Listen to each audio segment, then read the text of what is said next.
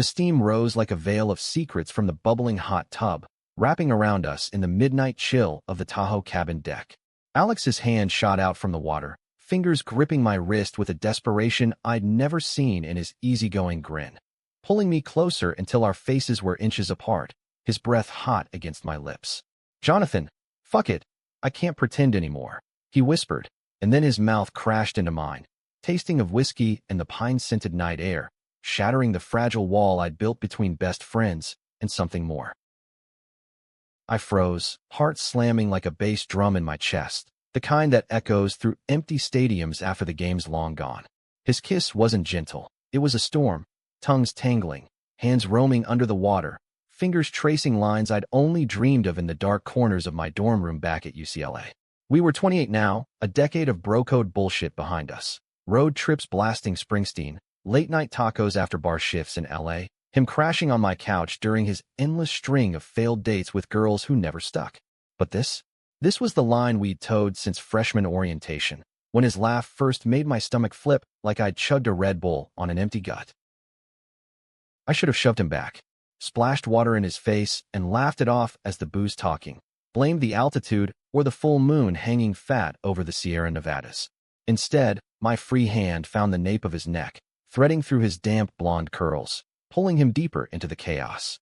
The world narrowed to the slick slide of skin, the groan he let out low in his throat that vibrated straight to my core. Bubbles churned around us, hiding the way my swim trunks tightened, betraying every denial I'd fed myself over the years. "Alex," I gasped when we broke for air, my voice wrecked. "What the hell are we doing?" He didn't answer with words. His eyes, those stupidly blue ones that always got him out of speeding tickets, locked on mine, wild and unguarded, like he'd finally cracked open the safe he'd buried deep. "What we've always been too chicken shit to do," he murmured, leaning in again, slower this time, lips brushing my jaw, my throat, sending sparks down my spine that pooled hot in my gut. The cabin lights flickered from inside, where our other buddies, Mark, Tyler, and that new guy from Alex's gym, were probably shotgunning beers and yelling at the Kings game on TV. Any second, one of them could stumble out for a smoke and catch us like this. Two straight-laced dudes from suburbia, unraveling in a tub of frothy sin. But I couldn't stop him. Couldn't stop myself. My legs hooked around his waist under the water, drawing him flush against me, the friction of our bodies igniting something primal I'd locked away since that awkward fumble with a theater kid in high school back in Sacramento. Alex's hands explored like he was mapping territory he'd claimed years ago, palms sliding over my pecs, thumbs teasing nipples that pebbled under his touch, making me arch and bite back a moan. "God, John, you're... Fuck. I've wanted this since that stupid camping trip in Yosemite." He confessed against my collarbone, voice rough as gravel. I remembered that trip. Us sharing a tent, rain pounding the nylon, his body heat seeping through sleeping bags, my pulse racing so hard I pretended to snore just to keep from rolling over and tasting him. The kiss turned frantic, water sloshing over the tub's edge in rhythmic waves that matched the thrust of our hips. His erection pressed insistent against my thigh, thick and unapologetic, and mine answered in kind, grinding up in a rhythm that felt like coming home after years adrift. Shame flickered at the edges. What if they see? What if this ruins everything? But it drowned in the flood of want. Alex nipped my earlobe, whispering filthy promises. "Gonna make you feel so good, babe. Let me take care of you." Babe. The word hit like a gut punch, sweet and terrifying, cracking open the loneliness I'd nursed like a bad hangover. We didn't hear the sliding door at first. The roar of the jets masked the creak, the stumble of footsteps. But then, holy shit, Tyler's voice sliced through the steam like a knife through fog. He stood there, beer bottle dangling from slack fingers, eyes wide as saucers under the porch light. Mark piled out behind him, phone already half-raised like he was live-streaming the apocalypse. Alex jerked back, water cascading off his shoulders, his face paling to the color of the moonlit snow. I scrambled to cover, arms crossing my chest, heat flooding my cheeks that had nothing to do with the tub. "Dudes, what the actual fuck?" Tyler stammered, a grin cracking his shock like ice under boots. Mark lowered his phone, but not before that telltale click echoed in my skull. The air went thick, charged with the kind of silence that follows a car wreck. Tires screeching, metal crumpling, lives forever dented. Alex shot me a look, part apology, part defiance. his hand still lingering on my knee under the bubbles. "It's not," he started, but I cut him off with a splash, standing too fast, water sheeting down my body like a confession I couldn't take back. "Get out," I snarled, voice low and lethal, the Sacramento farm boy edge sharpening my words. They backed off, muttering excuses about needing another round inside, but the damage was done. The door slammed, leaving us alone again, the jets humming mockingly. Alex reached for me, but I flinched, the spell shattered. "John, wait." "No." I climbed out, grabbing a towel, wrapping it tight around my waist like armor. My skin prickled with goosebumps, not from the cold, but from the raw exposure. Best friends didn't cross that line. Not in America's heartland of bro hugs and beer pong, where queerness was still whispered like a curse in church pews. I'd spent years building this life. Steady job at the ad agency in San Francisco, weekends tailgating Niners games, dating women who checked boxes but never lit fuses. Alex was the constant, the one who knew my order at In-N-Out, animal style, extra cheese, who held my hand through Dad's cancer scare without a word. And now? Now he'd blown it all to hell with one kiss that tasted like freedom and ruin. I stormed inside, past the awkward glances, snatching a hoodie from the couch and bolting to the guest room upstairs. The door clicked shut behind me, and I slid down it, knees to chest, the echo of his lips still burning. Life had changed in that tub, not just the night, but everything. The man I'd been pretending to be, drowned, and rising in his place was someone I didn't know yet, but fuck if I wasn't ready to find out. The next morning dawned brittle and bright, sunlight slicing through the pines like accusations. I woke to the smell of bacon frying downstairs, mingled with the bitter tang of regret lodged in my throat. My phone buzzed on the nightstand, text from the group chat blowing up, memes of hot tub emojis, winking faces, bromance level, expert bullshit from Tyler. No one called it out directly, but the undercurrent was there, slimy as lake weed. I deleted the thread, heart pounding, and stared at the ceiling beams, replaying the night in loops that left me hard and hollow. Alex knocked softly around noon, while I was nursing black coffee on the deck, pretending to scroll Zillow for apartments I'd never afford. "Hey man." His voice was tentative, scrubbed clean of last night's haze, but his eyes, red-rimmed, shadowed, betrayed the all-nighter. He dropped into the Adirondack chair beside me, elbows on knees, staring out at the lake like it held answers. "About. You know." "Don't." I set the mug down harder than intended, ceramic clinking against wood. The air between us hummed with unsaid shit, thick as the fog rolling off the water. Birds called from the reeds, oblivious, while inside, Mark blasted some podcast on crypto bros. Ironic, white noise to our implosion. He rubbed his jaw, stubble rasping. "I meant it, John. All of it. Been carrying this torch since we were kids crashing your folks' basement, watching the Goonies, and wishing I could hold your hand instead of the remote." His laugh was self-deprecating, the kind that masked hurt like a scab. Alex, the golden boy from Pasadena, varsity quarterback, charmer who could talk his way into any party, any bed. Girls fell at his feet. Guys wanted to be him. But me? I'd always been the sidekick, the reliable Jonathan with the quick wit and quicker fade into the background. "Why now?" I demanded, voice cracking like thin ice. "After all this time, in a goddamn hot tub with our idiot friends 10 feet away? You could have ruined us sooner?" He leaned forward, blue eyes fierce. "Yeah, well, fear's a bitch. My folks. They're old school Catholic, John. Dad still quotes Reagan like scripture. Coming out? That's not a conversation. It's a funeral." He swallowed hard, Adam's apple bobbing. "But seeing you last month at that bar in the Castro, dancing with that guy, the one with the tattoos, you looked so alive. And it hit me.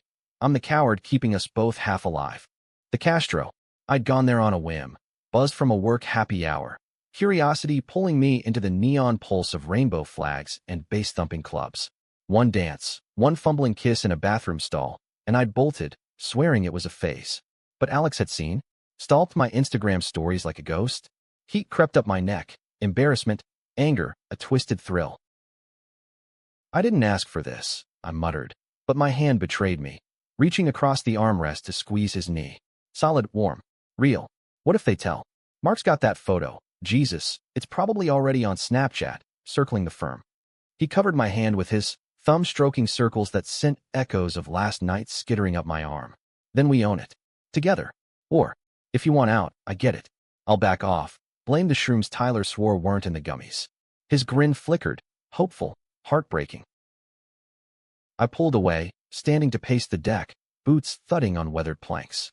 The lake shimmered innocent below, speedboats carving wakes like scars. Own it. In a world where my conservative boss side-eyed pride stickers on laptops, where mom still forwarded chain emails about traditional values. But Alex's gaze anchored me, steady as the mountains ringing the horizon. Fine, I said finally, exhaling like I'd been underwater. But slow. No more hot tub heroics till I figure my shit out. Relief flooded his face, bright as the sun breaking clouds, and he yanked me into a bear hug that smelled of pine soap and possibility. The rest of the weekend blurred into forced normalcy. Poker games where Tyler's accidental dick jokes landed like grenades. Hikes where Mark forgot his phone at the trailhead, subtle as a sledgehammer. By Sunday checkout, the tension had simmered to a low boil. Promises of Vegas next month, masking the fracture lines. Alex and I drove back to the bay in his beat-up Jeep, windows down, born to run cranked to drown the what-ifs. His hand rested on the gear shift, inches from mine, a silent tether. Dropping me at my Mission District walk-up, he lingered in the idling engine. Text me later? For real. Vulnerability edged his voice, the quarterback armor stripped bare. Yeah, I promised, leaning over the console for a quick peck. Chaste, but electric. For real. Little did I know, later would come wrapped in betrayal's barbed wire. Back in the grind of San Francisco, the city chewed me up and spat me out in digestible chunks. Client pitches at the ad agency that left me drained like a flat IPA, fog-shrouded runs along the Embarcadero where the bay's chill mirrored the knot in my gut. Alex and I texted nonstop. Memes about bad 80s rom-coms. Voice notes dissecting the latest Ted Lasso episode. But real life? We tiptoed. Coffee in No Valley, shoulders brushing in crowded lines at Tartine, but no kisses, no hands wandering past platonic pats. It was torture, sweet and slow-burning, like foreplay with no climax. 2 weeks in, the bomb dropped. I was elbow-deep in a spreadsheet, fluorescent lights buzzing overhead, when my phone lit up with a notification from the group chat.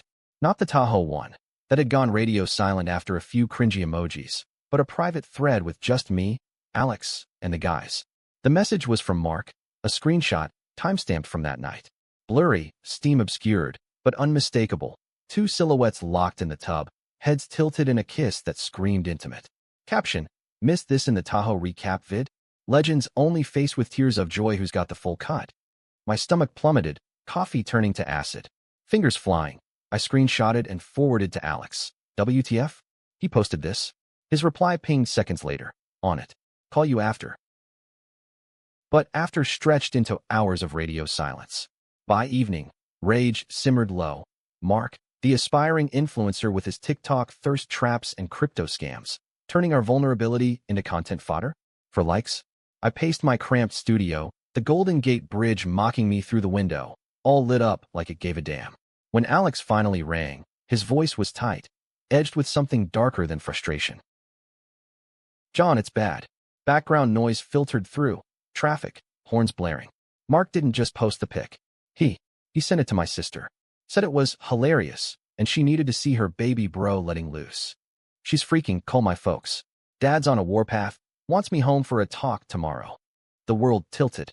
Alex's family, the Wasp Y enclave in Pasadena, where Sunday roasts came with Bible verses and golf handicaps. His dad, the retired cop who'd grilled me at every holiday like I was casing the joint. Shit.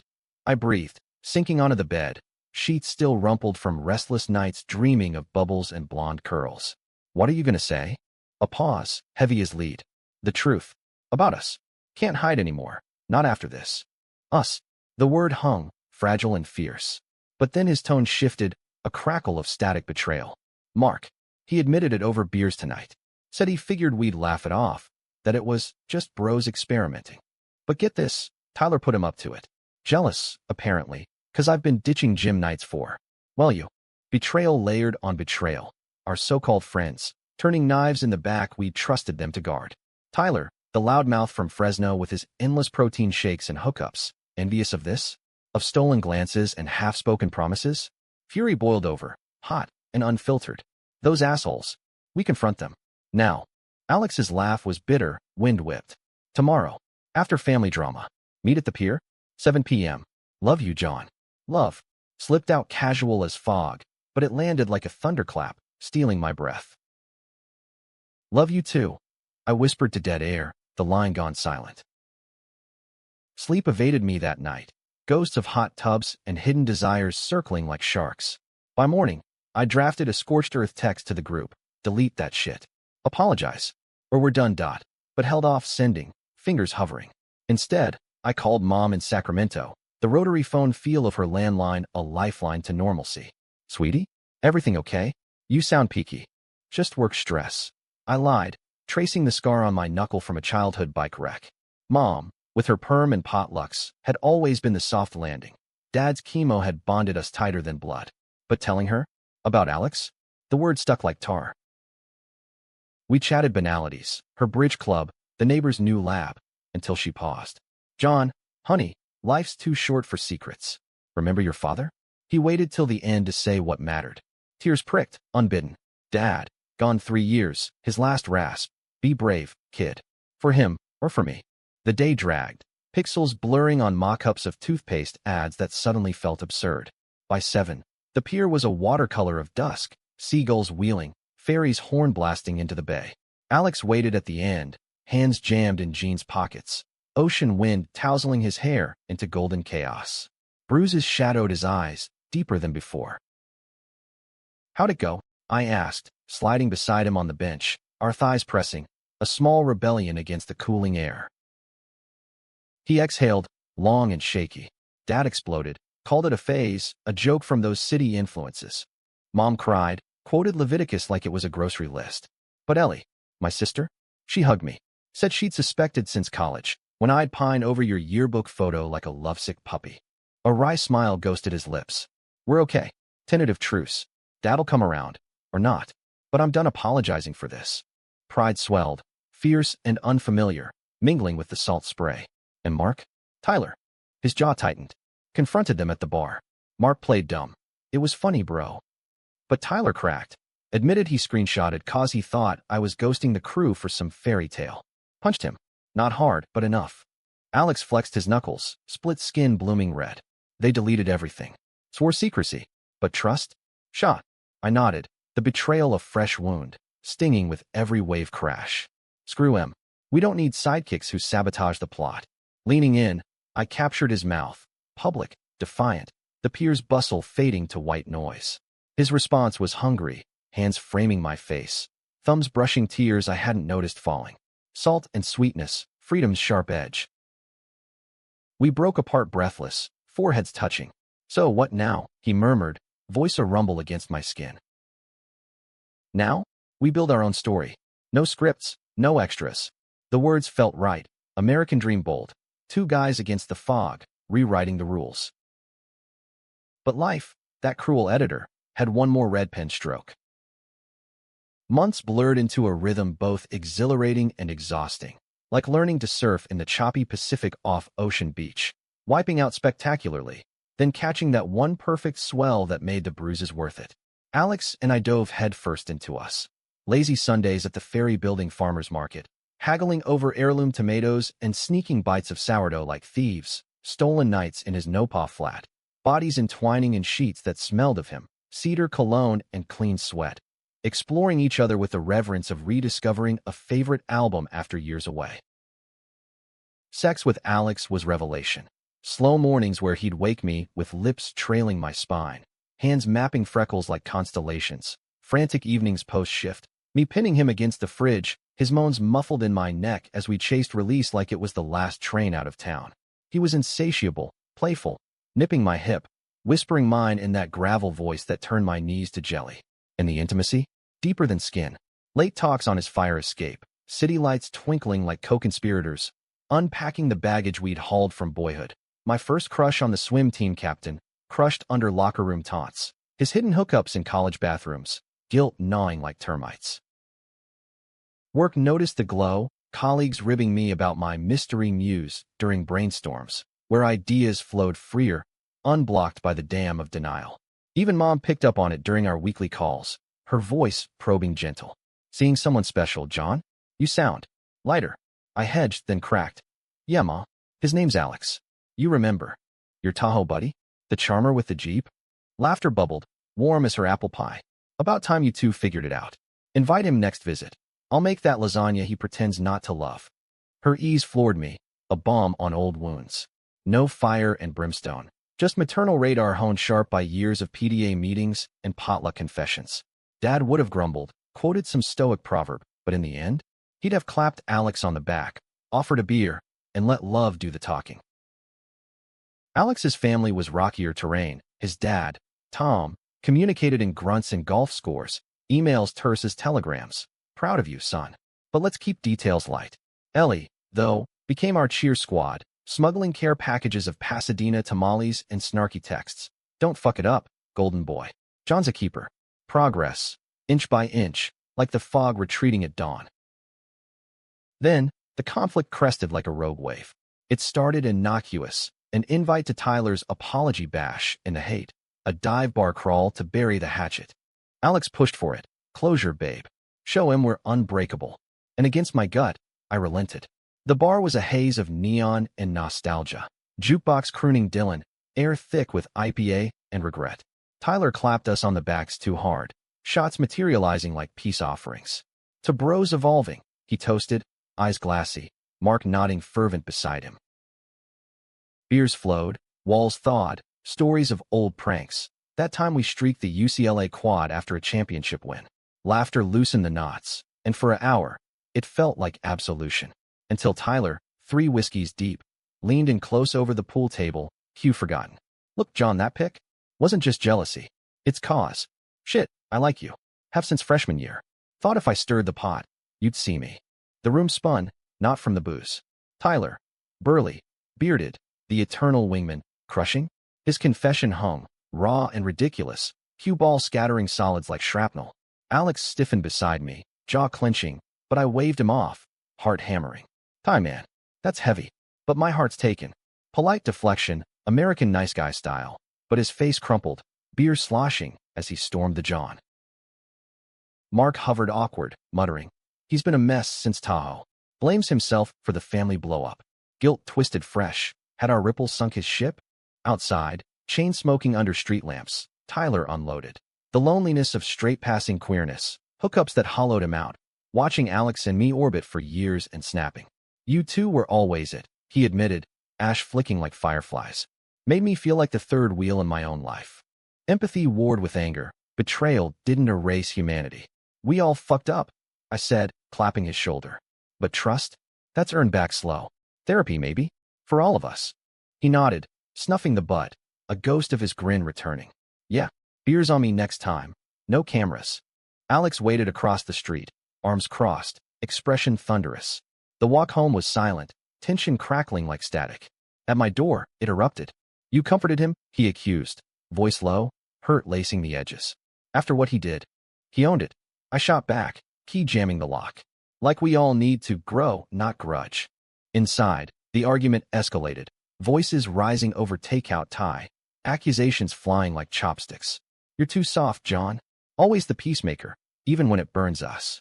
Alex paced, hands raking his hair. What if he leaks more? Sabotages us again. And you're too guarded. I countered, chest tight.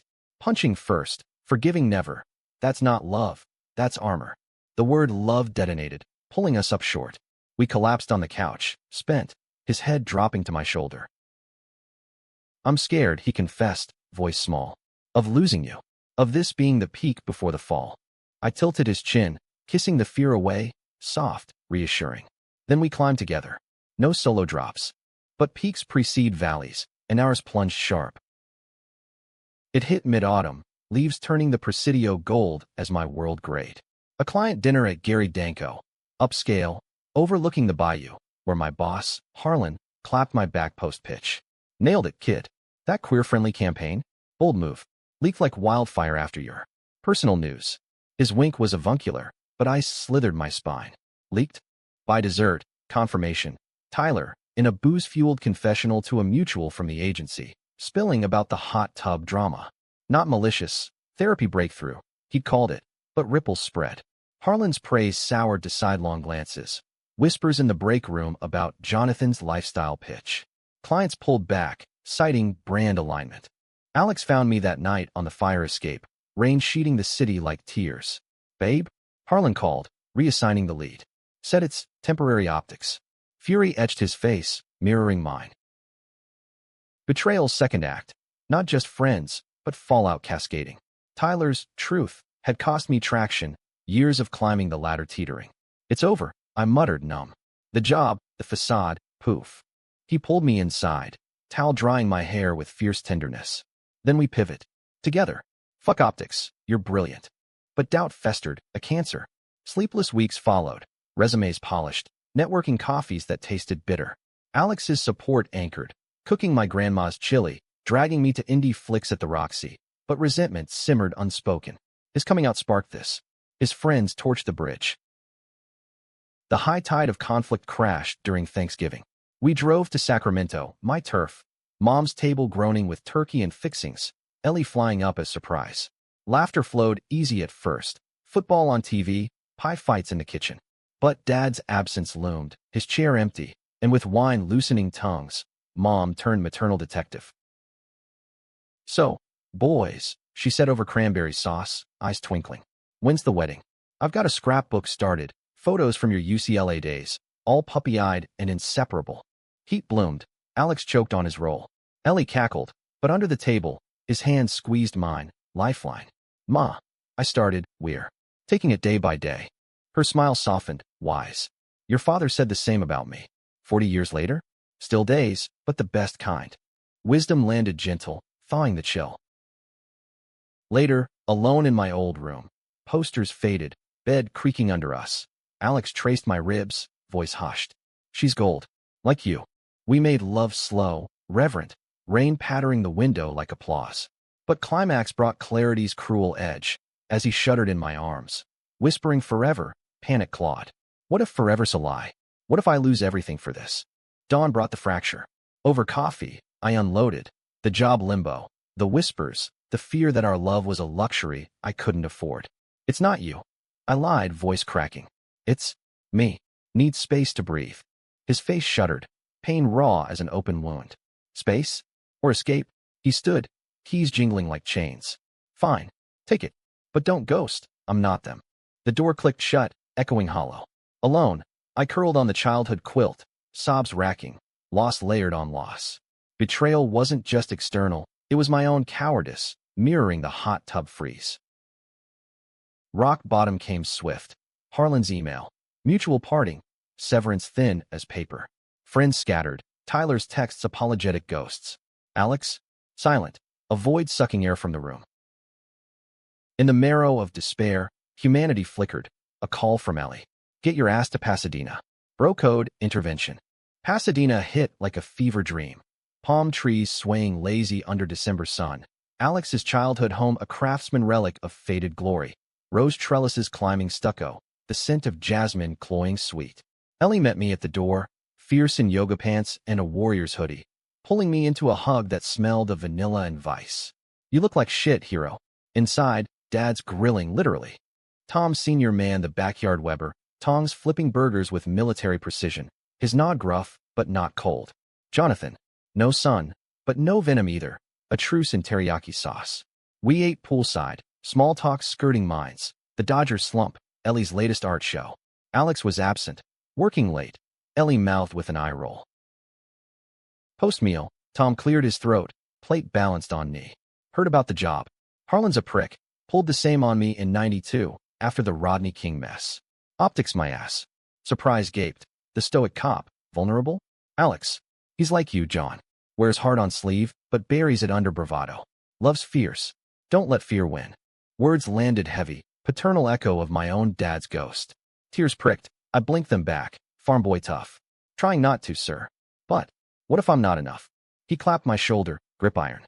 "Enough? Kid, love's not a ledger. It's showing up." Ellie nodded fervent, squeezing my hand. "Now go find him. Warehouse gig in Old Town, surprise attack." The drive blurred, heart jackhammering past colonnades and coffee shops. Alex's gig was a pop-up art space, string lights twinkling over easels and exposed brick. He stood amid canvases, abstract swirls of blue and gold, chaos captured, guiding patrons with that effortless charm. Spotting me, he froze, brush midair, paint flecking his flannel like stars. "John," voice tentative, hopeful. The crowd milled oblivious. I crossed the room, pulse thundering. Space was bullshit. I blurted, words tumbling. I panicked. Job, judgment, the whole American dream crumbling. But without you? It's dust. His eyes widened, brush clattering to the floor. "You're my constant, Alex. The one plot twist I never saw coming, but can't live without." Silence stretched, electric, then he surged forward, crushing me in an embrace that bowed ribs. "Idiot," he murmured into my hair, laughter wet. "Took you long enough. Thought I'd lost my sidekick."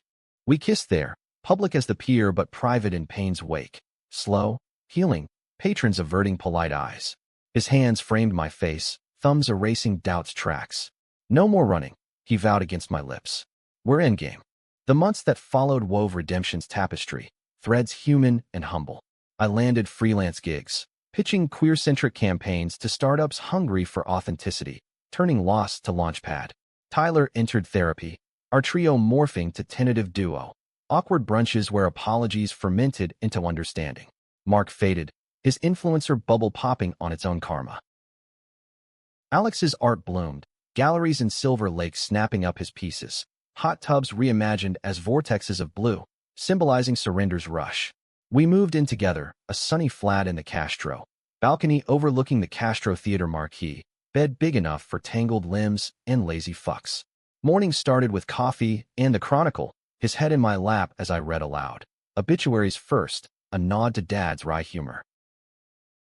Conflicts lingered, small storms, his dad's gruff silences evolving to golf invites, me included, clubs borrowed and bungled. My mom's scrapbook swelling with our Polaroids, caption "My boys." Society's undercurrent, slurs scrawled on our mailbox, a client's veiled "fit" comment, tested, but we weathered, hands clasped like shields. The true humanism unfolded quiet, volunteering at the SF LGBT Center, mentoring kids with eyes wide as our old yearbooks, sharing hot tub tales sanitized for hope. "It's okay to want," I'd tell them, Alex nodding beside me, "even if it bubbles up messy." One spring eve, Tahoe called back, not for erasure, but reclamation. We rented the same cabin, tub gleaming under stars, no crew in tow. Steam rose as we sank in, naked and unashamed, his legs over mine, water lapping gentle. "Remember the hook?" Alex teased, fingers tracing my collarbone. How could I forget? I pulled him close, lips brushing his temple. Best mistake I never regretted. We made love there, slow and deep, waves sinking with breaths, his gasps echoing pines. No interruptions, just us. Bodies arching, souls sinking in the froth. Afterward, toweling off on the deck, blankets cocooning, he turned serious. "Marry me? Not tomorrow. Hell, not even next year. But someday, when the world's ready, or when we are." Tears welled, joys overflow. "Someday," I echoed, sealing it with a kiss. Life had changed in that first tub, shattered illusions, birthed truths. But here, in the echo, it evolved, from chaos to chosen, betrayal to belonging. America's promise isn't perfection. It's the grit to rewrite after the rip. We weren't heroes, just two guys who dared the deep end. And in that depth, we found our float.